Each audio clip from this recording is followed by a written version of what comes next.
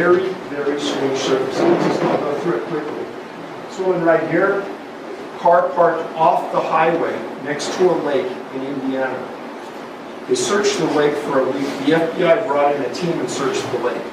Day 9, a fisherman on that lake finds her body. Didn't drown. Unknown cause of death. McGrogan, anybody know him?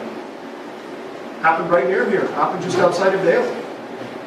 Happened in March. He and a group of physicians from Indiana go cross-country skiing on a trail.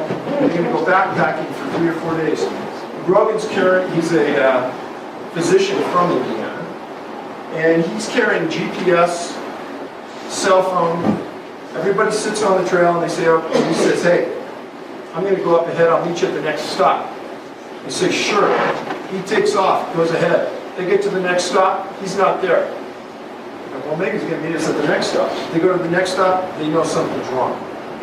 They go back, they get search and rescue. They search for 7 days, they find nothing. A couple days later, some people just happen to be going along a frozen set of falls 4.5 miles away from the trail at the closest point. And he's dead at the bottom of the falls. Question. The search and rescue coordinator for the sheriff's office is interviewed on Channel 9 News, and they say, well, can you tell us what happened? The guy looks quizzically and goes, we don't understand how he got there or how he fell. Because he had GPS. And it's not only a valley, but it's also a mountain away from where he was at. It's bizarre. Rachel Bagnall, her parents called me. So she's a physician. She's going to South America the next year to do volunteer work. This is one of her last trips up in British Columbia. Her and her boyfriend, who's an attaché for the government in Quebec, go backpacking into a real remote area. They go to the donut shop, they get some coffee, there's a seat in the car, they drive 5 miles into the wilderness, they park the car. There's no trace. There's no prints. There's nothing. I communicated with the search and rescue coordinator for the Royal Canadian Mounted Police. He says it's one of the strangest cases he's ever worked. They never found a backpack, utensils, a camp, helmet, nothing. The mom said, what did they do wrong? What's going on? Bad weather hit the area right after they went in. The Royal Canadian Mounted Policeman said it's one of the most remote areas in Canada. But the trail is real clear, you're not going to get lost. I said, what happened? He goes, I've never had this happen, I don't know. So, talk about intellectual. This woman disappeared in England, fits the profile, she was a physician, went for an afternoon walk, disappeared. Catherine Wong, skiing at Bear Valley Ski Resort. Her and her husband, the last ski trip of the day. We're at the top of the lift. She goes, I'll go this way, you go that way, I'll meet you at the bottom of the mountain. He goes, great. You go to the bottom of the mountain, she doesn't come down. Notify ski patrol. Now remember this, folks. This isn't rocket science. You go down a ski slope, and what's off to the side normally in the woods? Powder. There might be a few trails. There's not a lot of trails. It's not going to take you a week to figure out that you can cover every trail in that area and figure out where it goes. So they went back and forth for 2 weeks. Couldn't find any. And then I think it was 8 days, big snowstorm comes in and they give up. It starts to evaporate in June. Can't find anything. Finally, a couple weeks later, more snow, and they find pieces of her bones. They find pieces of her clothing. That's it. And that's exactly what they find in most of these cases. The sheriff comes out and says, well, best we can tell is probably a bear got her. Folks, February, in the middle of winter, I've been to Bear Valley many times. There are no bear that are out.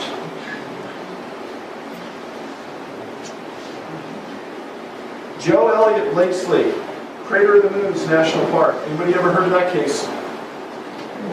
Can you tell us about it? two ladies went hiking, left their dogs in their truck, and for some period of time they were searched for. And then we had a government shutdown, they stopped searching, and then they found them in very remote areas of that park. Anybody ever been to Craters of the Moon? Can you tell me about it?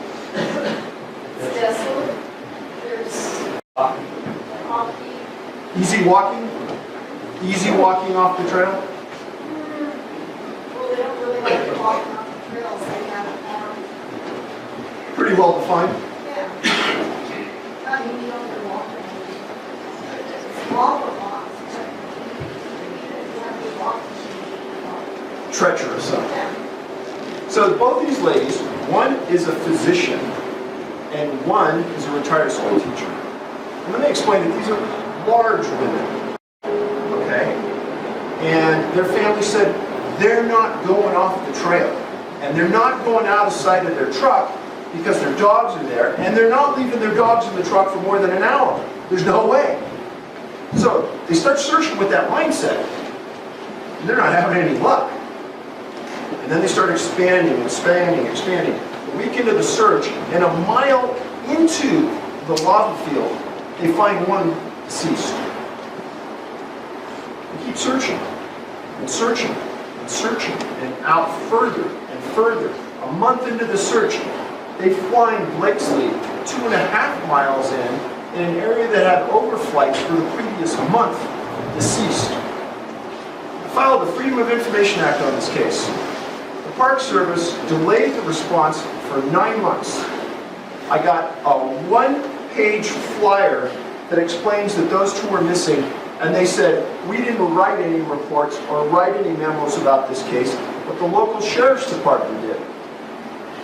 Okay. Idaho has something just like the Freedom of Information Act. Mandatory disclosure of public documents. I send my first letter to the sheriff, I get no response, so I call. The sheriff's, this is a really small county, you probably got 30 deputies. The sheriff's secretary answers the phone and goes, what do you want? I said, well, I'm just trying to get a hold of the sheriff because I want to get a copy of the reports on this case. We're not releasing those documents. Why? It's up to the sheriff. So, I sent a certified letter, a copy of the Idaho law, saying I want a copy of the reports. Never responded, refused to respond, no reports. So we need to have some attorney file an injunction against the sheriff to get the reports. But as of right now, we know nothing about how they got into those lava fields, what happened to those ladies, nothing.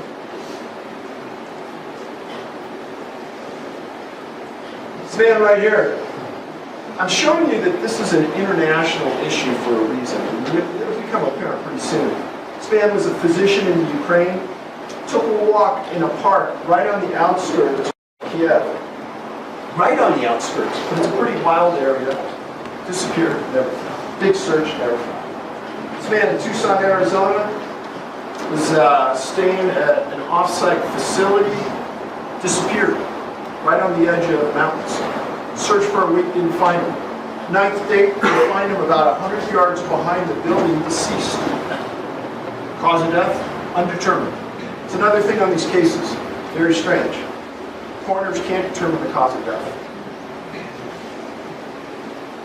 Gary Dank was 61 years, Sequoia National Park, disappeared, found 3 days later, undetermined cause of death, off a trail. Anybody know the Von Gortler case? Another Colorado case. Makana and Michael Von Gortler. Michael was an ER physician in Boulder. His daughter was a student at University of Colorado Boulder. They went to take a hike on Mount Missouri. Beautiful day. No wind, no clouds. Nothing. They disappeared. He was divorced from his ex-wife. Wife calls, daughter doesn't respond. She calls search and rescue saying this is where they went to supposedly go. They found his car at the trailhead. 8-day search goes on. Nothing. Nothing. The 9th day, a Cobra helicopter flying the same path to the summit of Mount Missouri every day, all of a sudden sees 2 bodies down on the slope. They go down, recover the bodies, massive facial trauma on both. The sheriff's interviewed at the county and says, what happened? I don't know. I don't know how two people fell off that mountain to their death on a beautiful day when it's not steep like you would think it was steep, or why they would both fall. It makes no sense. Right. This is another case of a missing physician. And I put this in here because this is the obituary that was written. Dead November 21st, 2009 on Mount Washington from unexplained injuries of his head and body, sustained while hiking. I just put that in because I'm not making this stuff up. When an obituary says that, you know it's pretty strange. And it's a physician. Go ahead. This is the Grogan's case again. And I'm putting out 3 skiers found the remains of a deceased male in the ice falls below Blue Falls, about 4.5 miles from the trail he was on. It's bizarre. How did he get there? It's nearly impossible under the conditions that were there. Go ahead. Again, this is the Von Bortler case, Connor and Michael. Go ahead. Next. Common denominator, anybody tell me? Female.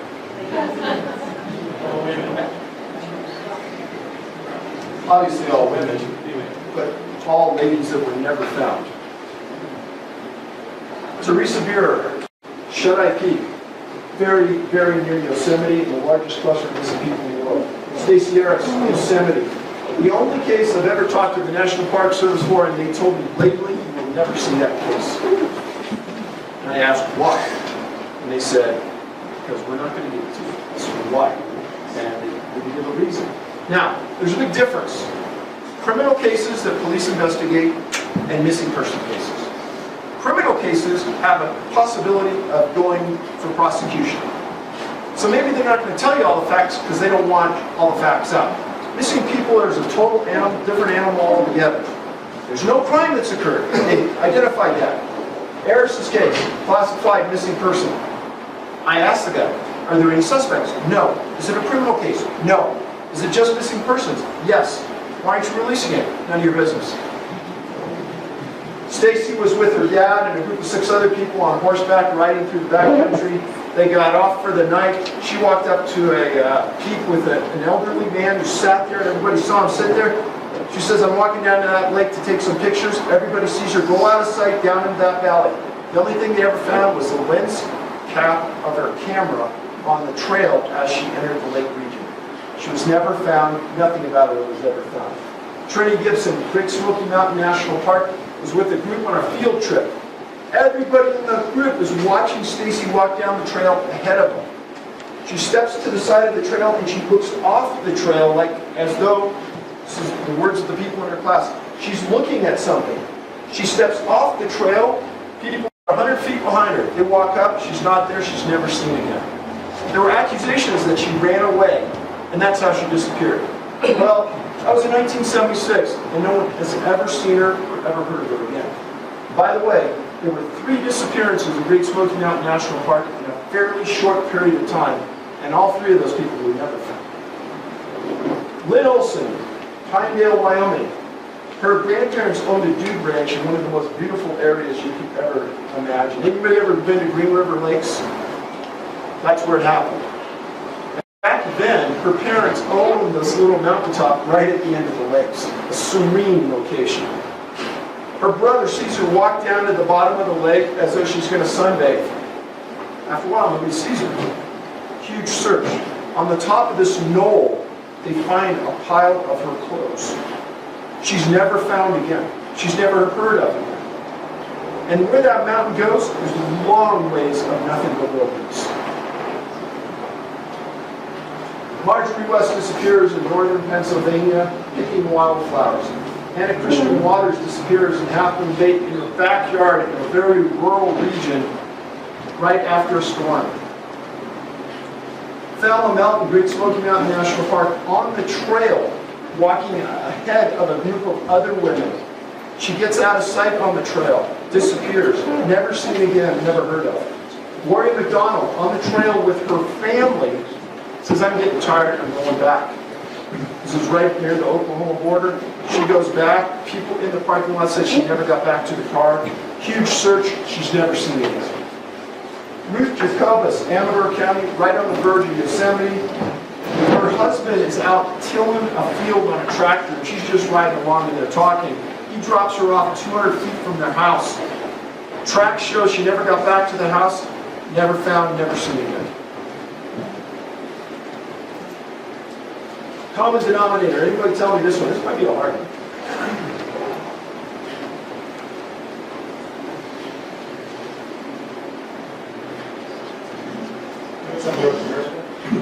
I heard Europeans. Anybody else? Students? Anybody else? Who said that? That's right. Wow. First time anyone's ever got it. Congratulations. I'm studying. What did you say? I like it. These are all runners. Trail runners, long distance runners, athletes in phenomenal shape. Ginkowski disappeared on Mount Tamalpais in Northern California, right near San Francisco. And right next to Point Reyes National Park, where there are 2 other women that I've written about that disappeared. She disappears for 4 days. We kind of give up the search. On the 5th day, they find her in a gully in a region that there are no trails and she shouldn't be. 5 days later, another woman disappears in the same park under almost identical conditions, also deceased. There was a big lid capped on this because they wanted to quell people because everyone thought there was some kind of serial killer. So far, no disclosure on the cause of death of these 2 women, but they are within each about 6 miles of the location of the women that disappeared at Point Reyes. Andrew Jarzik. This is the one time you're going to hear me talk about an urban case. One time. This man got home and he was training for a marathon. He gets home at 1 in the morning after partying with some friends. The friend said he wouldn't hardly drink anything, but he wanted to train. So right along a river in New Jersey, there's a running path, a paved path, and everyone during the day, there's like hundreds of runners. But at 1 in the morning, there's hardly anybody. Andrew puts on his running stuff, takes off, and they caught him on a videotape running down the cement path right next to the river. Wearing running clothes. He disappears. Nobody can figure out what happened to him. He's a straight-laced kid. Search for him for a week, nothing. 10 days later, he's found in the river. Nobody can figure out how he got in the river. And I put him in the script because of a couple of reasons. Victor Tenney is a world-famous runner. He disappeared just outside of Spain on some islands that he lived on. And I'm going to talk more about him in a little bit. Here, this is a Hawaii case. This is fairly recent.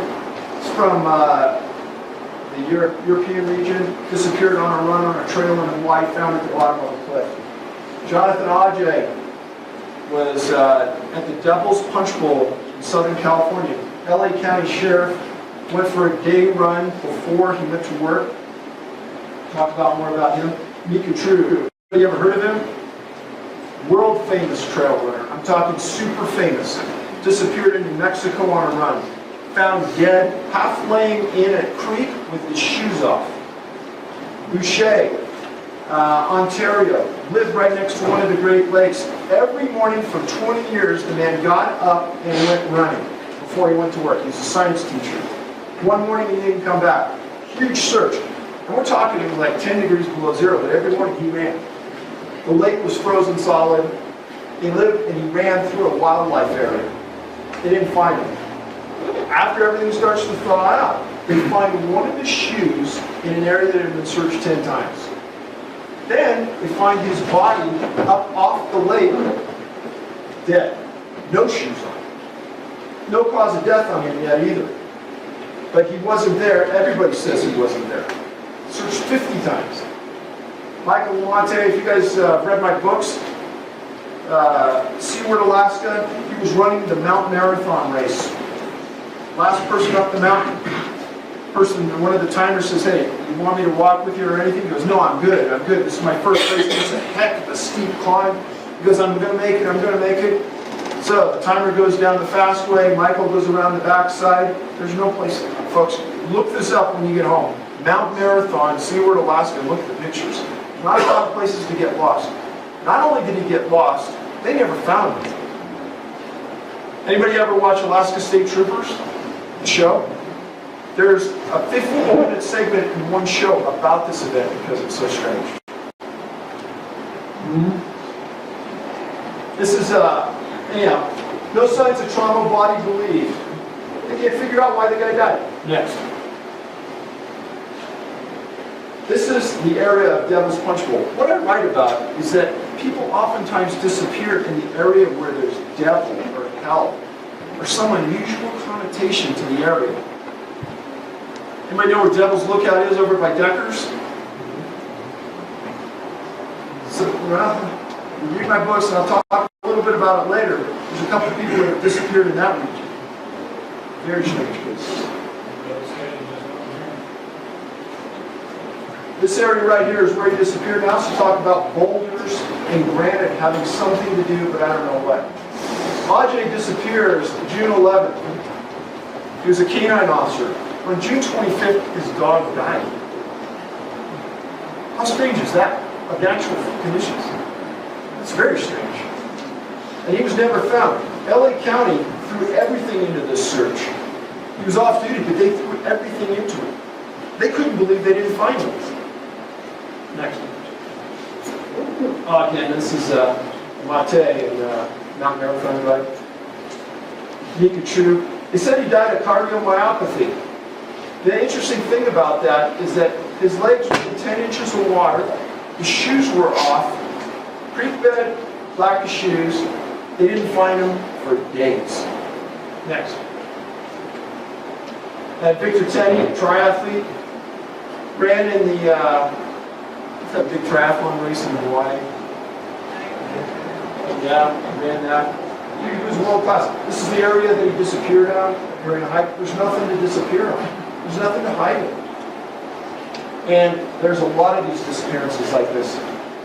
Part of the search, him running the Ironman, real good looking guy. Still's never been found. Now, here's something you're going to hear from me. Just because the disappearances occur here in National Park, it's kind of strange. There's disappearances in other national parks in other countries too. Weird, huh? But so, Norway resident, again, intellectual, training in the Waianae Mountains. I've been there many times. Not that rough, not that difficult. He had ran there for days beforehand. Knew the trail inside out and backwards. Nobody could believe he ran off the trail and died. Nobody could believe it. Next. Jarzik, we talked about next. Again, next step. Again, we talked about Jankowski, Mount Tamalpais. Next. This is the other woman right here who disappeared on Mount Tamalpais. Next. Common denominator. Again, talked about it before. Anybody know the Vanek case? Anybody knows? So, Mount of the Holy Cross. Anybody know where that is? Anybody climb it? A couple people?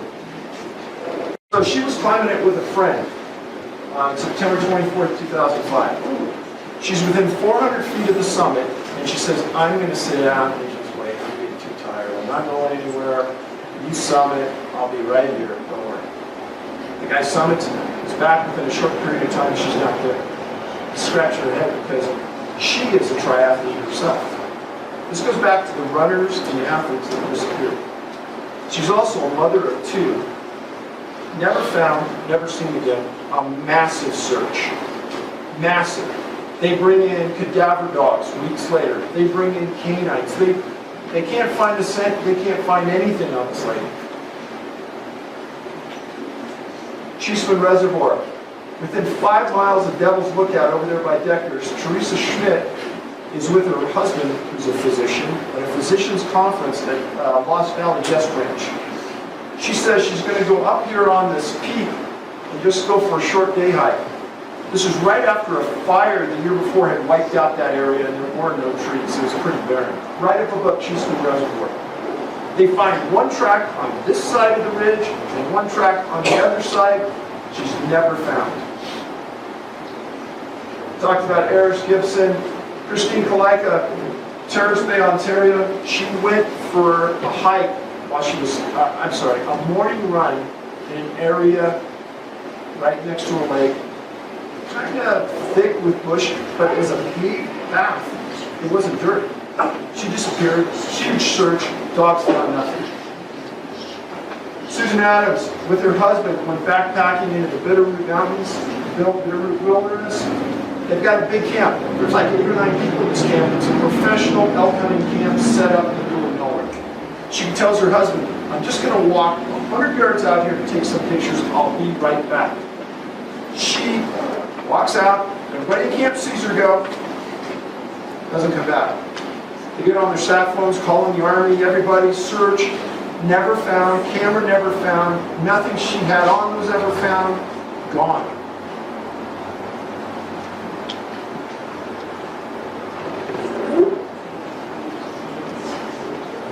It's a very sad slide. Boys have all disappeared in the wilderness, never found. Dennis Martin, a famous case, I talked about it on almost every show I'm on. It's the most bizarre thing. There's only 2 cases I know about where the Green Berets were called in to search. This is one. Green Berets, you have to sign a secrecy oath when you join the Green Berets, meaning you don't talk about things you do.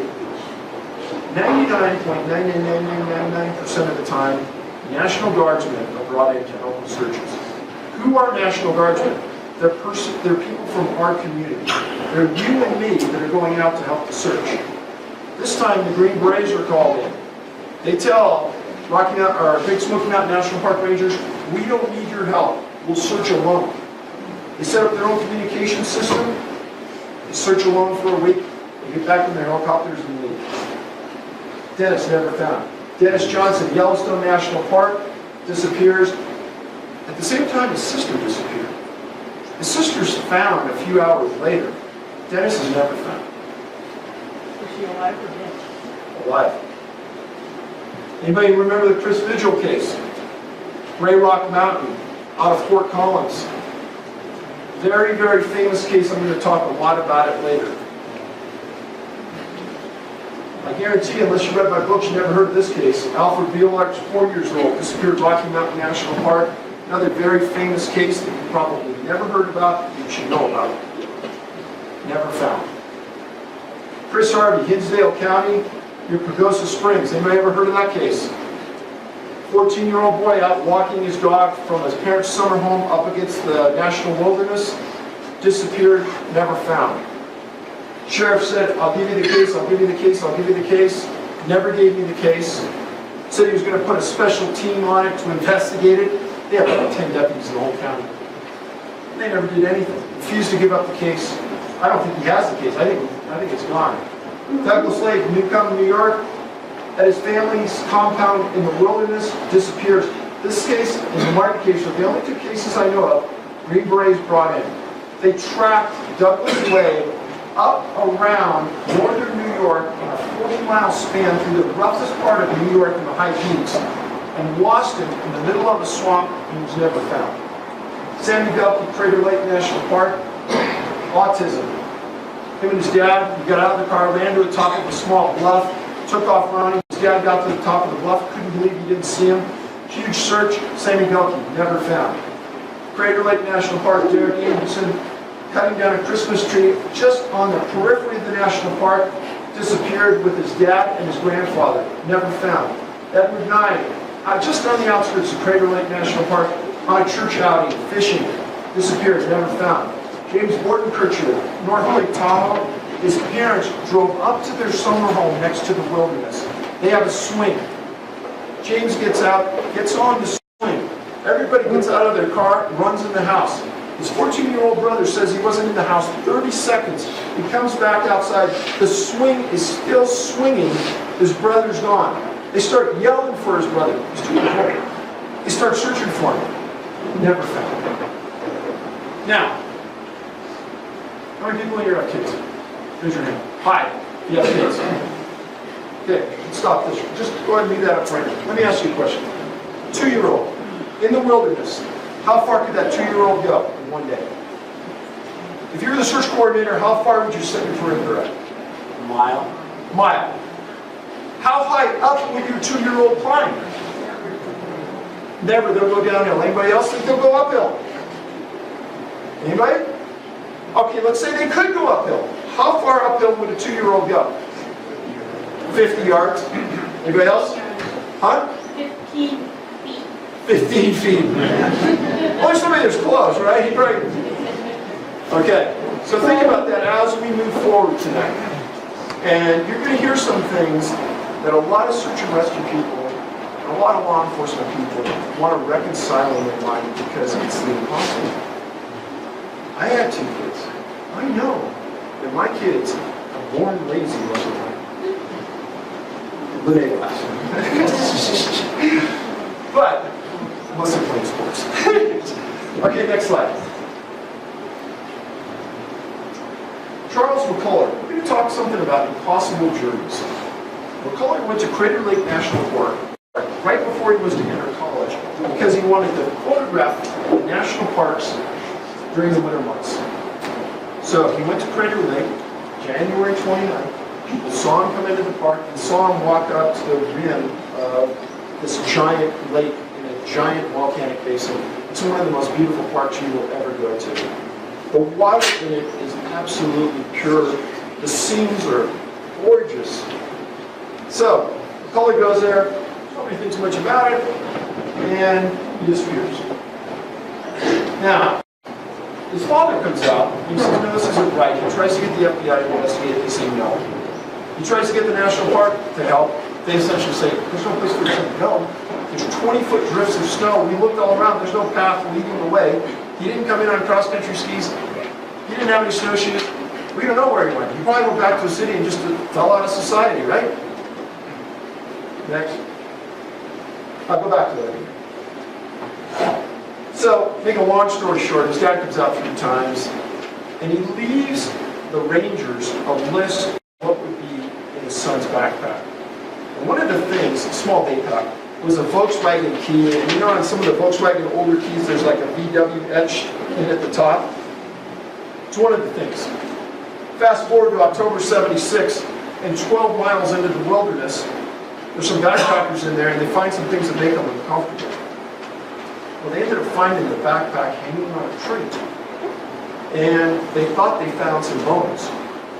So, stars and things were lining up for me because I found a notice on a website related to Crater Lake that there was a retired ranger that actually found his remains. So I went back and I looked him up, and it turns out that during the school year in Medford, Oregon, he was a science teacher at a junior high. And then during the summer, for 30 years, he would take his family to Crater Lake, and he was a law enforcement ranger. His name was Marion. And I just went to his house and knocked on his door one day. And his wife and he invited me in, and we ended up sitting and talking for 4 hours. Nicest guy you've ever want to meet. And he goes, Dan, how strange is it that you're asking me about the one case in my 30 years that is the strangest case I'll ever tell you? I said, I want to hear it. And he goes, well, so we get this report, so me and my ranger partner get on the horses and we go back into the wilderness. And we go up into this box canyon where a small creek goes in and comes out, and we walk up to this giant Douglas fir that's kind of cutting the valley in half.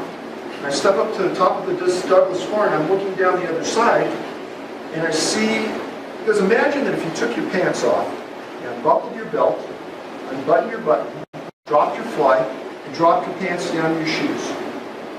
And then you just disappeared.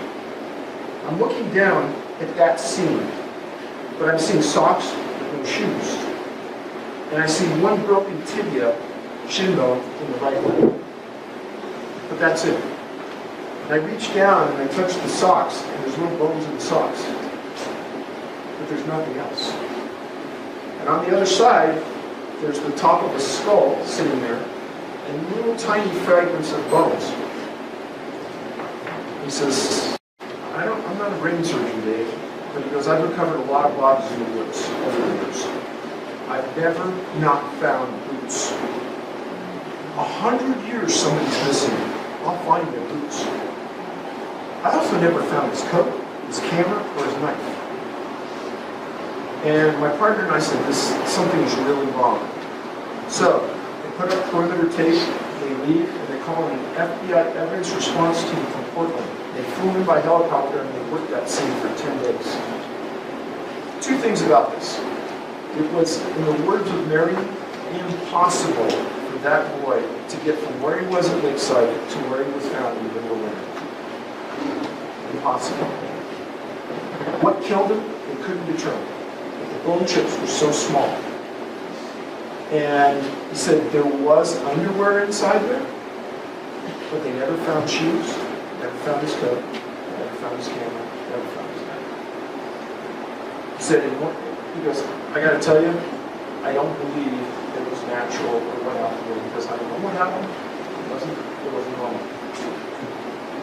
But David Allen Scott, this is on the east side of Yosemite, Mono Village, right outside of Bridgeport, California. Huge mountains. This is a valley with a huge mountain on this side. Twin Lakes. Families camping down here in the valley. David disappears. And the families, this is a fairly small area, probably the size of the property that this lodge is on, where people camp. And he's looking at his son. He turns away and he goes, that's how fast he disappeared. He's only 2 years old. So, big search. And after the 3rd or 4th day, the family said, my son got kidnapped.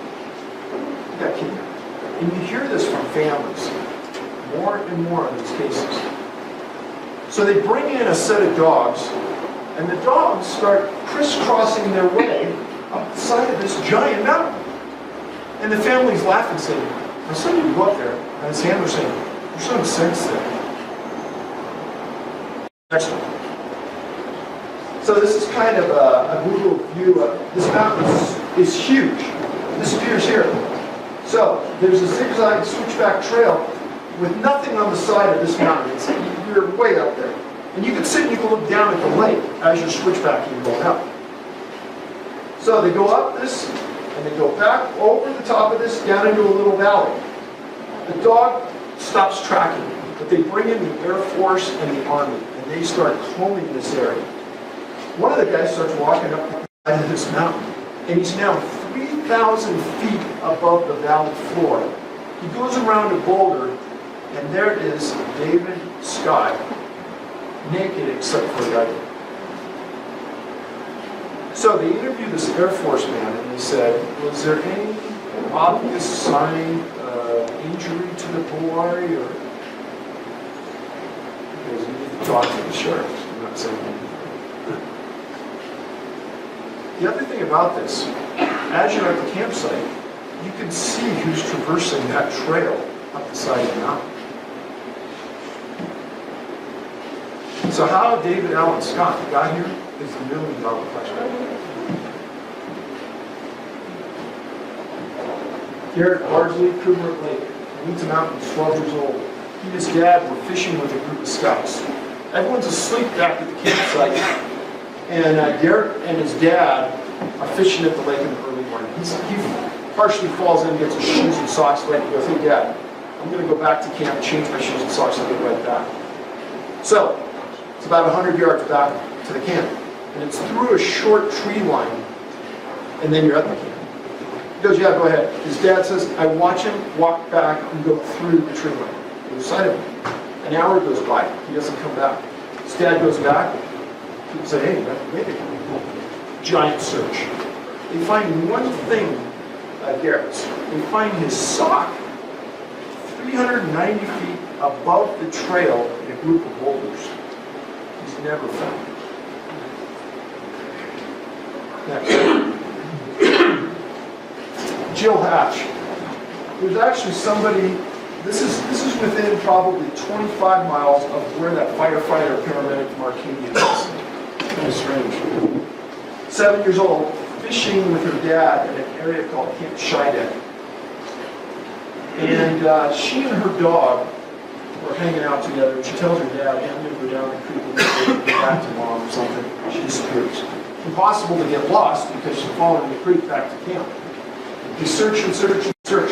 They find her on the side of a mountain, 3,000 feet up from the creek she disappeared, days later in the middle of a snowstorm, dead. So, slow down here for a second. I want everyone to understand something. These aren't normal. If this was your son or daughter and you accepted this as normal, something's wrong. And why these issues haven't gotten more exposure, it's an easy answer. We call it the hopscotch effect. There's not 6 of these cases that happen in 1 month in one area. These are hopscotching all over the U.S., sometimes in 10-day intervals, sometimes in 2-day intervals. But they're occurring more and more regularly. And if you look at my book, there were more cases like this last year than any other year we can find on record. Would you accept that as normal? How about David Scott? Would that be normal? Go ahead. Keith Parkins disappeared in Ridge, Oregon. This is kind of in the northeast section of Oregon. His grandparents own a ranch. He disappears. Parents start looking. Everyone starts looking. Huge search.